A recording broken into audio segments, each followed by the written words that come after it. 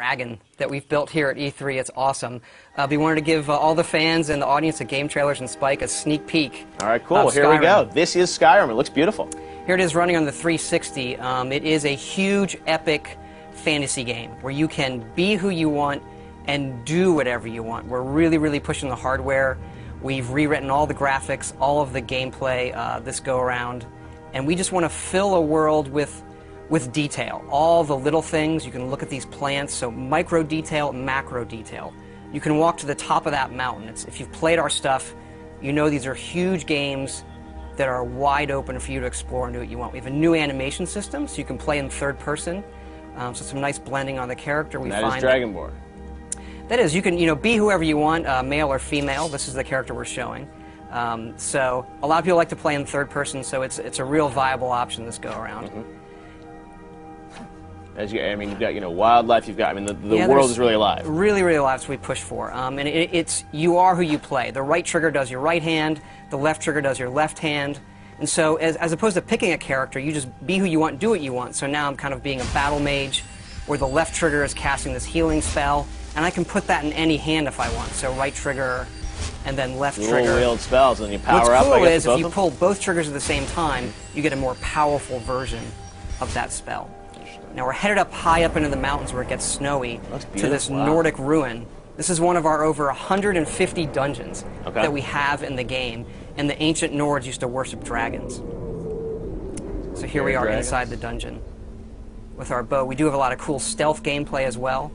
So we really want to pay off on all of those different styles of gameplay, whether it's stealth, melee, magic. As this person is switching between first and, or in this playthrough first and third, do you think a lot of people are going to play it that way, or? I prefer first person myself, but I notice a lot of people just like to run around in third person. You can also dual wield swords. Okay, wow. Actually, dual wield any one-handed weapons. And you'll see me use a shout here. It's one of our magic powers you can do. There are a lot of shouts throughout the game, right? These dragon shouts? Yep.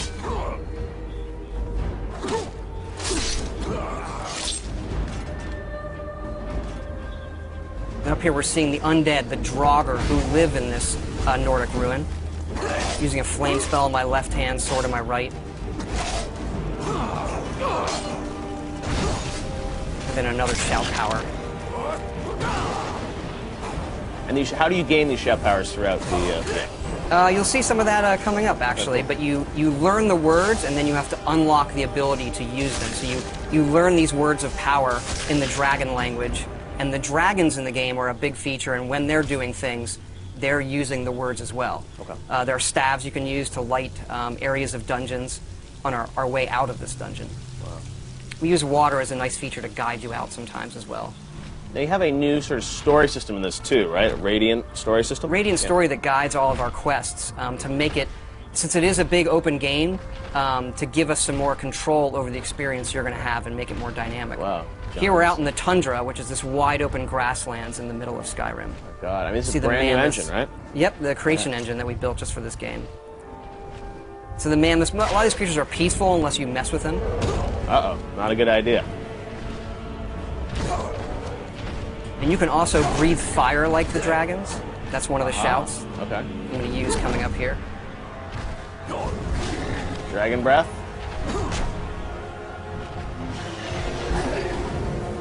Aha. And dragons can attack anything. They're dynamic creatures. We don't script them. So when we're playing the game, we don't know what they're going to do often. They are these big boss fights that are dynamic and interesting in ways that we've never experienced in a game before. Now I read a rumor online this week that the game is over 300 hours. Or you can spend at least 300 hours in the game? There is at least 300 hours in it. We kind of have stopped counting. There's so much stuff in this game. Oh, and here's a battle with the non-friendly dragon. Kind of getting some help from the guards at this tower here. And then when they die, you absorb their souls. And this allows you to unlock words of power, shouts that you've learned, and power them up. And then we also have fights in the game in times where there are multiple dragons. So here comes another one up there, a frost dragon. They're even more powerful than the dragon that I just defeated with the help of the guards. And what's cool about this game is, dragons are not just going to come into the, the final 10% of the game. I mean, you're going to see them throughout the game, right? They are creatures like any other, and you see them not from the initial get-go, but you see them throughout the game, yes. I was reading your character sort of starts this game. You're on your way to your execution. Is that true? You are being led to your execution. This is another shout there, Storm Call. So this calls a storm that brings lightning down to defeat your enemies. One of the more powerful shouts.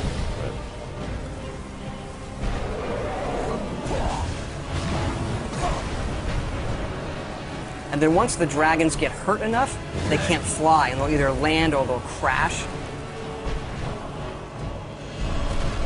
And how will your relationship with these dragons change throughout the game? I mean, obviously, there's some that will be friendly to you.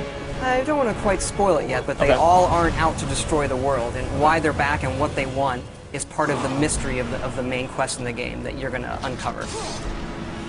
Wow, very cool. Justine, are there any questions from fans for Todd?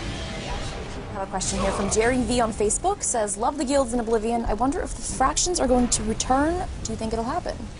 We do have factions returning. Our three main factions are the College of Winterhold, which is like for the mages, the Companions, which is our warrior guild, and then the Thieves Guild, of course. Right.